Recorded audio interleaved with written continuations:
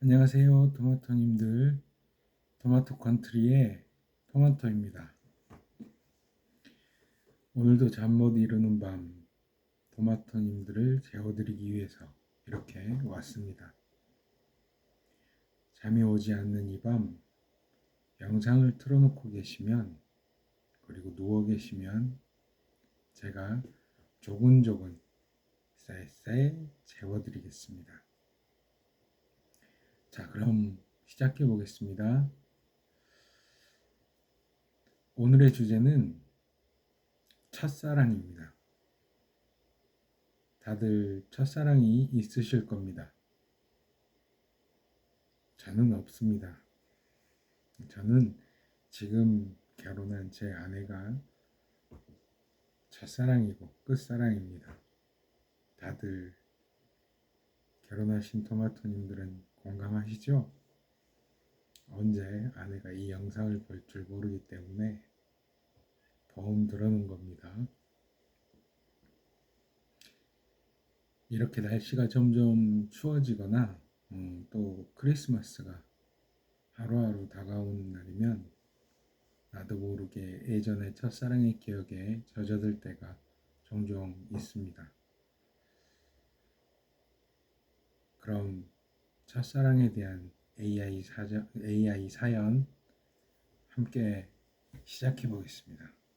오늘은 어떤 사연이 올라왔는지.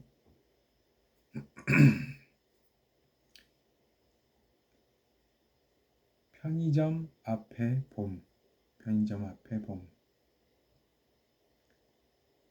퇴근길마다 들르던 편의점이 있습니다.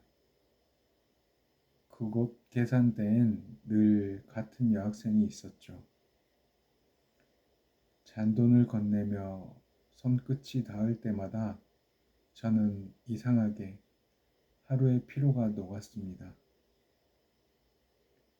그녀는 어느 날 제게 물었습니다. 요즘엔 왜 우유 안 사세요? 그제야 알았어요. 제가 늘 그걸 사던 이유를. 그 편의점은 이제 없습니다. 대신 봄만 오면 그 하얀 우유 냄새가 다시 납니다. 여러분, 이분 사연 읽었는데요. 변태 아닌가요? 손끝이 닿을 때마다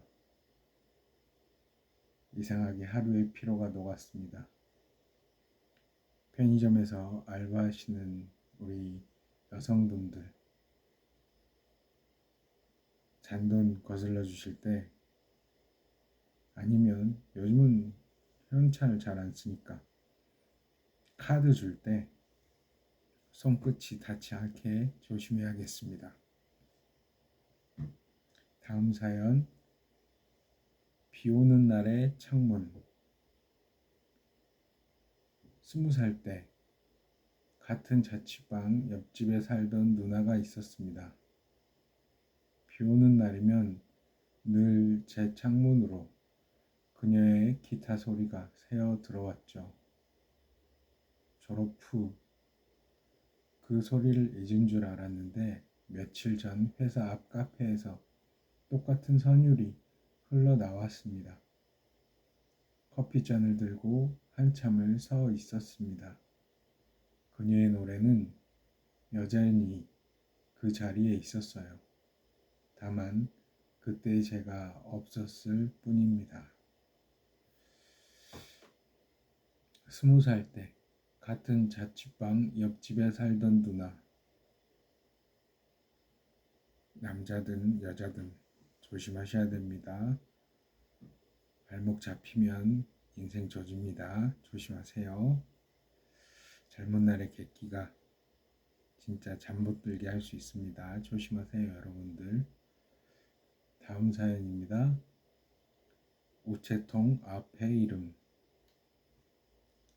군대 가기 전 좋아하던 아이에게 편지를 썼습니다. 하지만 넣지 못했습니다. 뭘 못 넣는지. 입대 하루 전 우체통 앞에서 종이만 구겨 넣었죠. 시간이 지나 그 우체통은 철거됐습니다. 얼마 전 같은 자리에서 새빨간 우체통이 다시 세워졌더군요. 그 앞에서 이름 하나를 떠올렸습니다. 이름만으로도 그때의 심장이 돌아왔습니다. 용기를 냈었으면 좋은데, 그쵸? 그 사람에게 편지를 쓰고 그걸 전해줬으면 좋았을 건데, 참 안타까운 사랑입니다. 다음 사연, 사진 속의 거리. 정리하던 서랍에서 필름 사진 한 장이 나왔습니다. 낯선 거리, 낯선 얼굴들 사이에서 한 여자가 제 쪽을 바라보고 있었습니다. 심령 사진인가요? 그날은 친구 결혼식이었고 그녀는 신부의 친구였죠. 짧은 대화, 한 번의 웃음, 그리고 다시는 만나지 못했습니다. 그 사진을 스캔해 책상 위에 세워뒀습니다.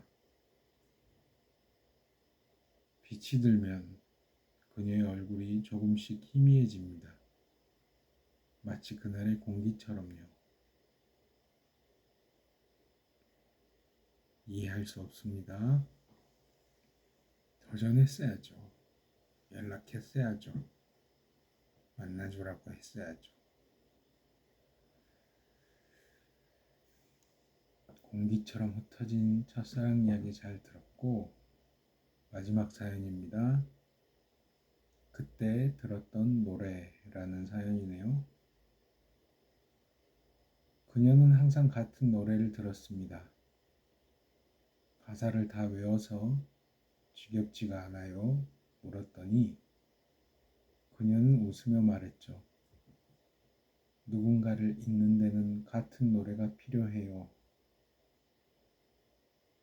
누군가를 잊는 데는 같은 노래가 필요해요. 상처는 상처로 치료한다. 그런 순리인가요? 그리고 그녀가 떠나고 10년이 지났습니다. 라디오에서 그 노래가 흘렀습니다.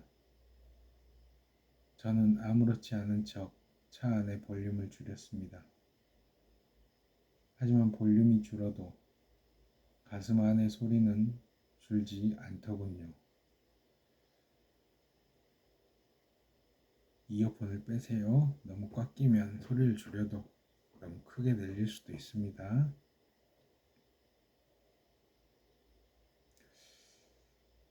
오늘은 사연 5개를 이렇게 첫사랑 특집으로 엮어봤는데요. 다들 있으시죠? 말 못하는 첫사랑. 물론 다시 말하지만 저는 없습니다. 제 아내가 첫사랑이고 마지막 사랑입니다. 여러분들도 없으시죠?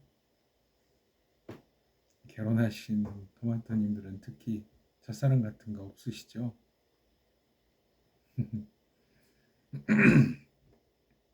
잠깐 웃었습니다. 자, 그럼 AI 소설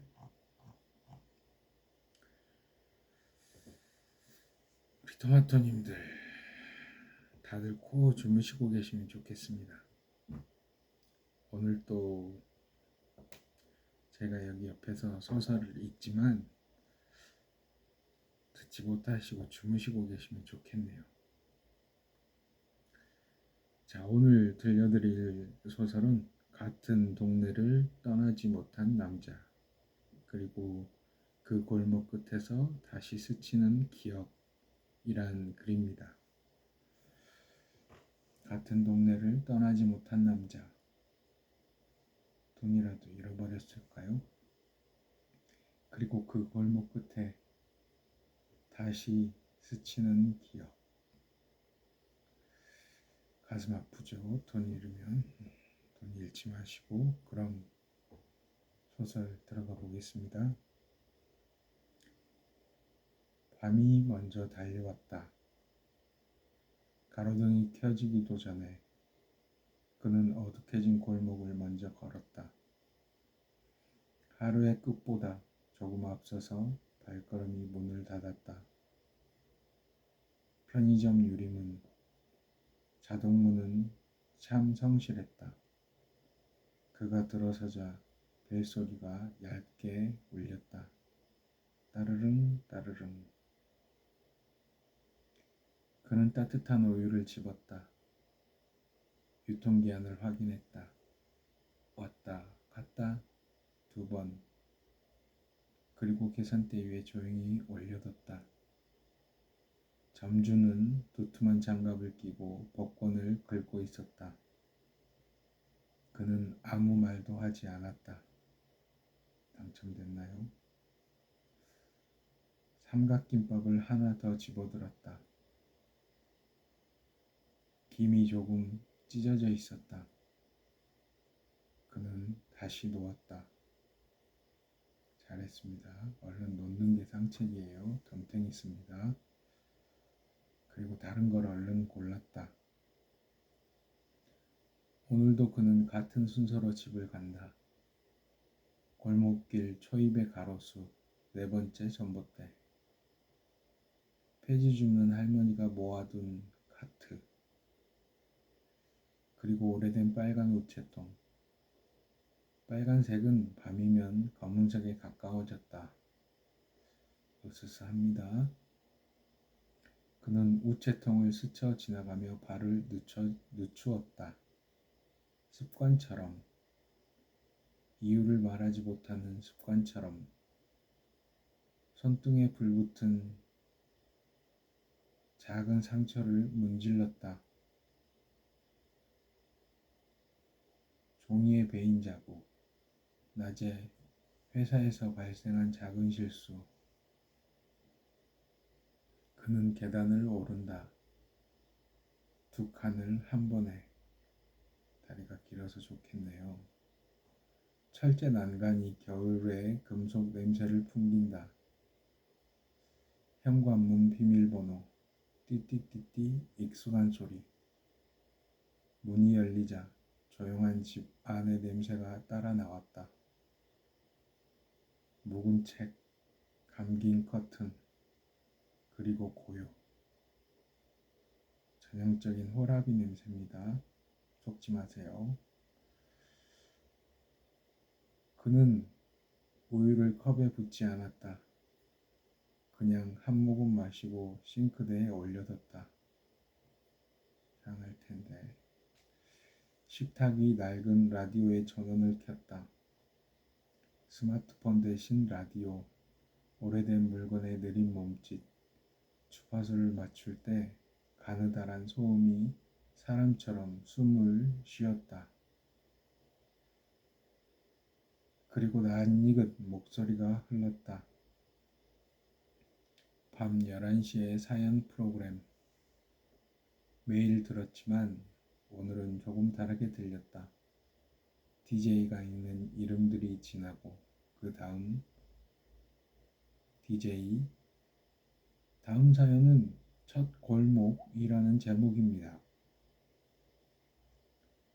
그의 손이 잠깐 멈췄다. 우유가 입술에 닿은 채 멈춘다. 그는 컵을 내려놓지 않은 채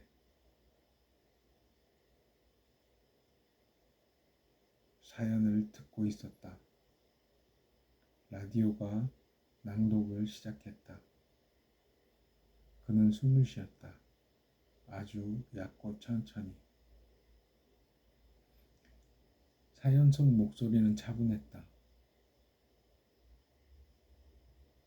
나는 그 골목을 32번쯤 지나왔다. 그는 숫자에 걸렸다. 32. 실수처럼 정확한 숫자. 그가 이사 온 후 같은 길을 몇 번이나 지나쳤는지 세어본 적은 없지만 그가 아는 누군가도 숫자를 좋아하던 사람이었다.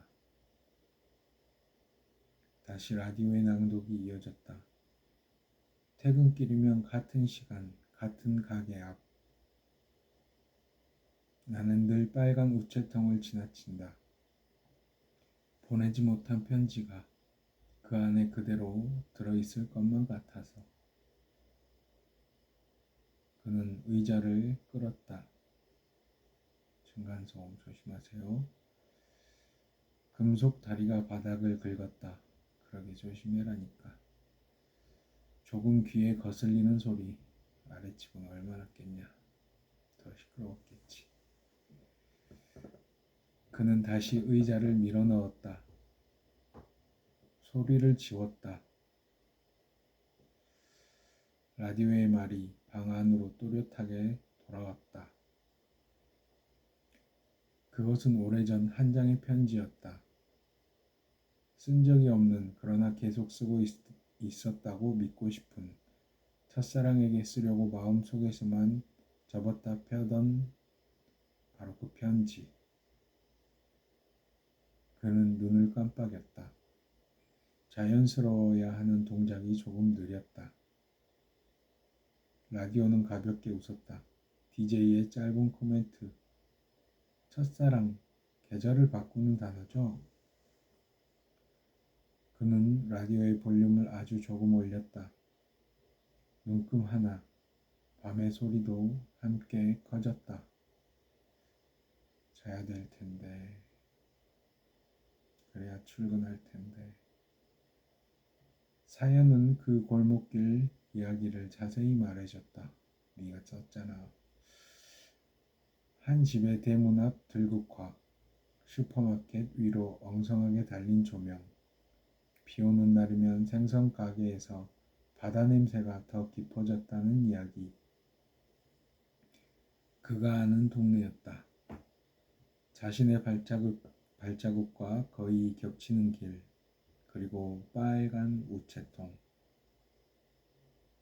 그의 손이 우체통 모양의 작은 자석을 만지작거렸다. 냉장고에 붙은 자석이었다. 쿠폰인가요? 여름 기념품처럼 보이지만 이 동네에서 산 것이었다. 우체통 앞에 누군가를 기다리던 시간.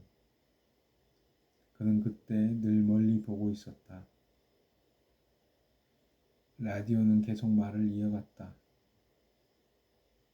사연 속의 사람은 편지를 쓰지 못했다.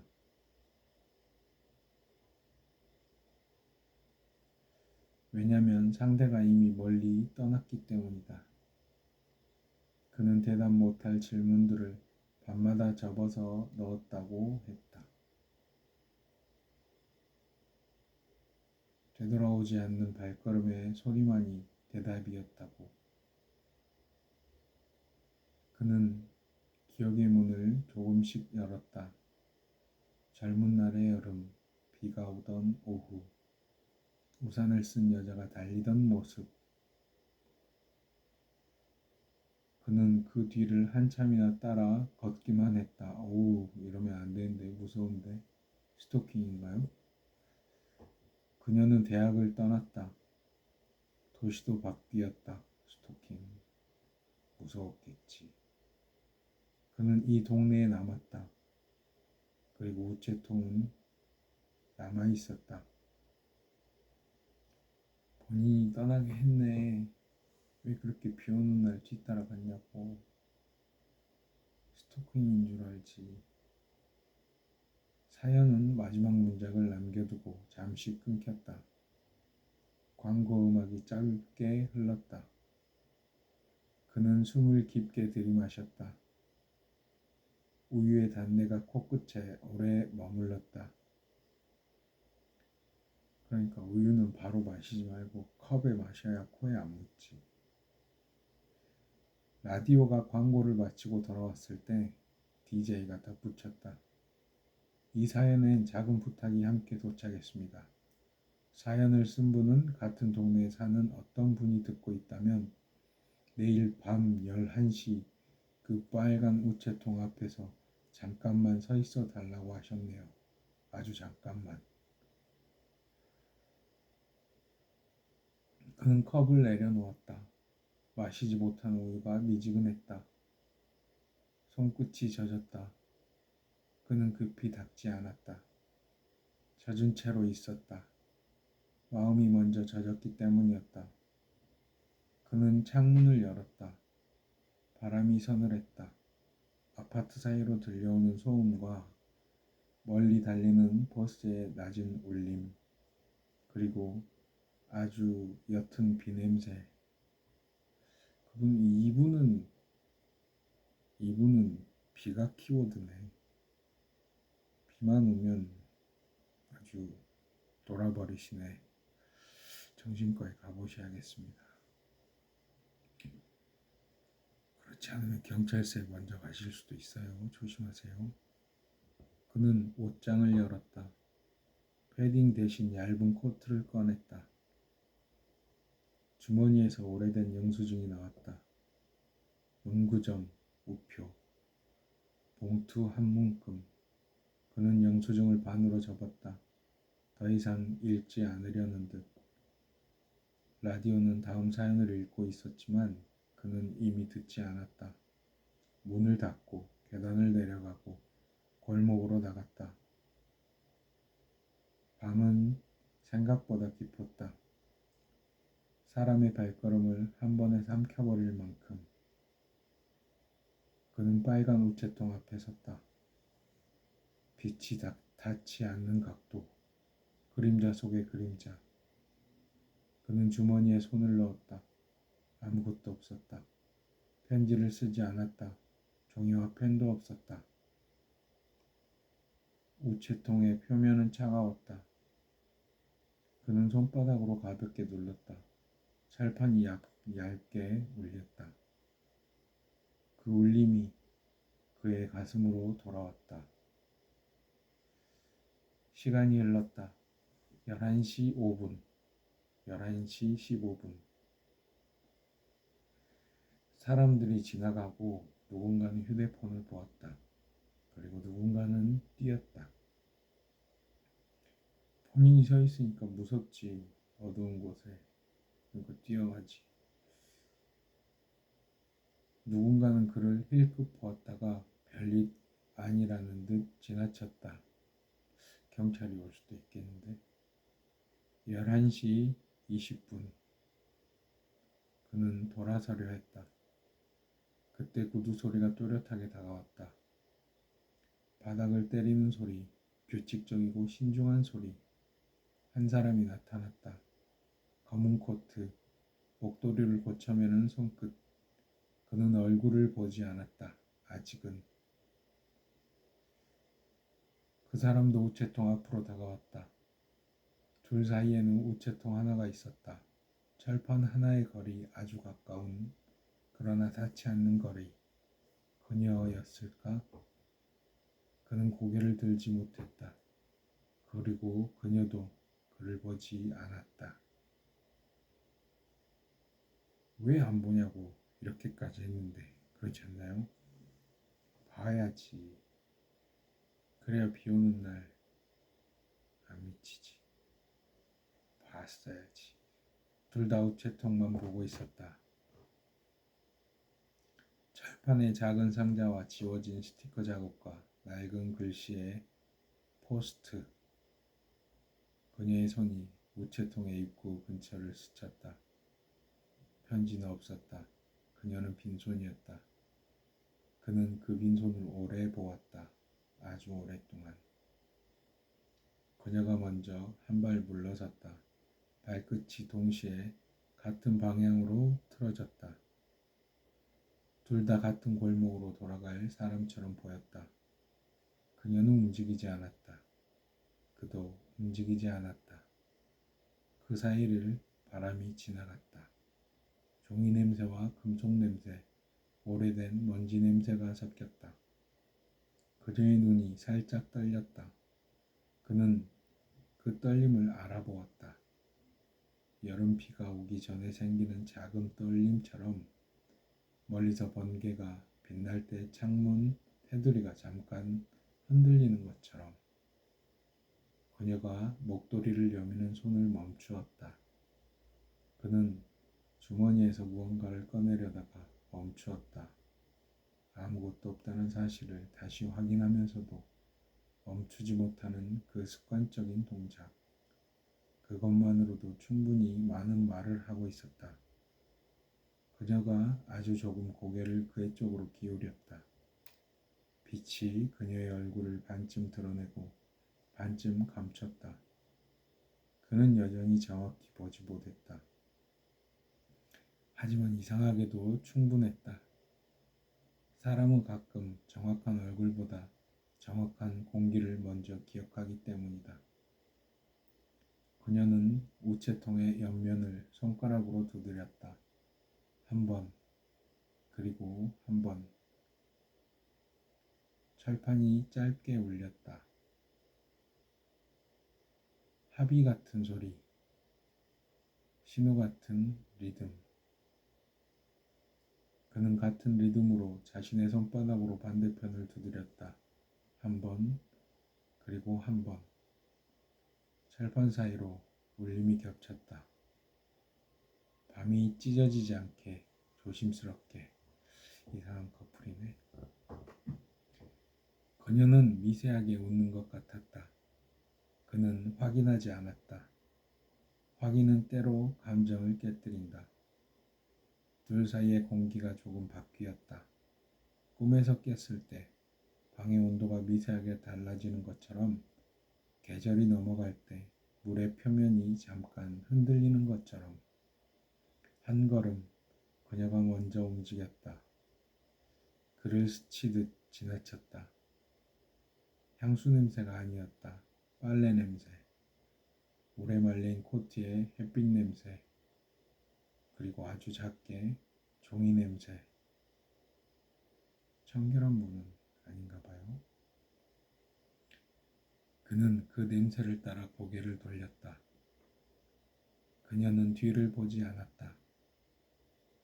그는 불러세우지 않았다. 이름은 입에서만 울렸다. 나오지가 않았다. 나오지 않는 게 더 정확했다. 그는 라디오가 있는 집으로 돌아왔다. 문을 열자 음악이 여전히 흘렀다. DJ는 누군가의 퇴근길을 위로하고 있었다. 그는 소파의 등받이에 코트를 걸고 식탁 앞 의자를 다시 끌었다. 이번엔 소리가 나지 않게 천천히. 아주 바람직합니다. 우유는 조금 더 식어 있었다. 그는 한 모금 마셨다. 맛은 변하지 않았다. 시간은 변했는데. 그는 서랍을 열었다. 봉투 한 문금, 우표 한 문금, 그리고 볼펜, 검은 잉크. 종이 위로 펜촉이 닿는 소리가 작게 울렸다. 그 소리는 사람의 숨과 닮아 있었다. 그는 편지를 쓰지 않았다. 대신 주소만 적었다. 자기 자신의 주소, 보내는 사람의 칸. 그는 잠시 멈췄다. 이름을 적지 않았다. 이름 없이도 도착하는 편지가 있다. 그는 그렇게 믿었다. 아닐 텐데. 라디오가 다음 코너를 알렸다. 사소한 사연들, 잊힌 생일, 놓친 약속, 지나간 계절의 잔해. 그는 볼륨을 아주 조금 낮췄다. 눈금 하나. 방이 다시 고요해졌다. 그는 편지를 봉투에 넣지 않았다. 대신 봉투만 접었다. 두 번 접으니 손바닥만 해졌다. 그리고 주머니에 넣었다. 내일 밤에도 걸을 생각이었다. 같은 골목, 같은 우체통, 그리고 같은 시간. 같은 사람이라도 같은 밤은 없다. 그는 창문을 열었다. 먼 데서 바람이 왔다. 지나간 사람이 남긴 냄새는 이미 사라졌다. 대신 희미한 장미향이 어딘가에서 흘렀다. 누군가 베란다에서 화분을 들여놓은 중일지도. 그는 상상에 기대지 않았다. 상상은 길다.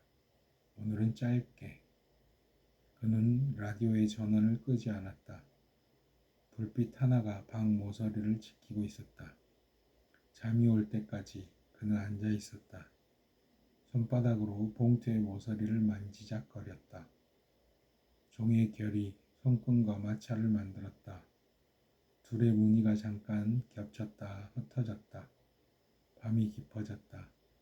그는 눈을 감았다. 우체통의 차가운 철판, 그녀의 손끝, 그리고 철판을 두드리던 두 번의 리듬. 그 소리가 다시 방 안에서 울렸다. 아주 작게. 하지만 아주 충분하게. 그는 내일을 떠올렸다. 내일의 11시. 그는 약속을 하지 않았다. 그러나 발걸음은 이미 그쪽을 향해 있었다. 사람의 마음은 가끔 입보다 먼저 걷는다. 그는 잠을 청했다. 그 사이 라디오는 또 다른 사연을 읽고 있었다. 어느 도시의 어느 골목의 어느 우체통. 사람들은 각자의 철판을 두드리며 자신에게만 들리는 리듬으로 대답하고 있었다. 그리고 그는 생각했다. 보내지도 못한 편지는 어디로 가는가? 아마도 같은 곳, 같은 동네, 같은 골목, 같은 우체통. 그곳에서 서로의 빈손을 스치게 하는 것. 그게 끝이라고 부르기엔 너무 조용한 끝. 그래서 더 오래 남는 끝. 그는 라디오를 향해 고개를 끄덕였다.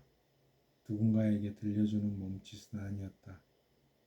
그저 오늘의 밤에게, 오늘의 자신에게. 그는 다시 한 모금 식은 우유를 마셨다. 불을 끄지 않은 채 그는 조용히, 아주 조용히 눈을 감았다. 밤은 거기까지였다. 그러나 우체통은 그대로였다. 그리고 내일의 11시. 그 철판 아래는 두 번의 리듬이 또다시 겹칠지도 모른다. 아주 작게. 그렇지만 아주 충분하게.